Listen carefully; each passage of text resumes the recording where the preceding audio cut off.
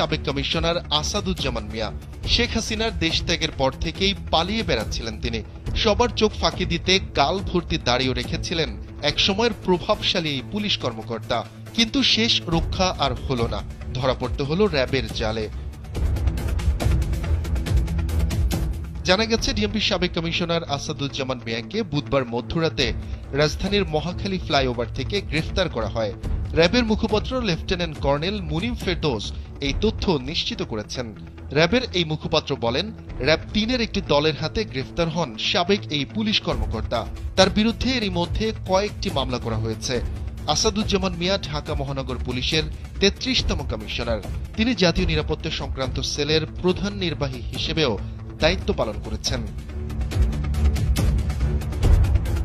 জানা গেছে, খিলগাঁও থানা ছাত্রদলের সাবেক সাধারণ সম্পাদক নুরুজ্জামান জনি হত্যা মামলায় গ্রেফতার দেখানো হয় আসাদুজ্জামান মিয়াকে।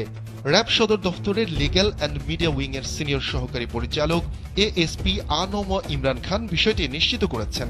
অভিযোগ, ২০১৫ সালে খিলগাঁও থানা ছাত্রদলের সাবেক সাধারণ সম্পাদক মোহাম্মদ নুরুজ্জামান জনিকে পুলিশ হেফাজতে ক্রস ফায়ারে হত্যা করা হয়।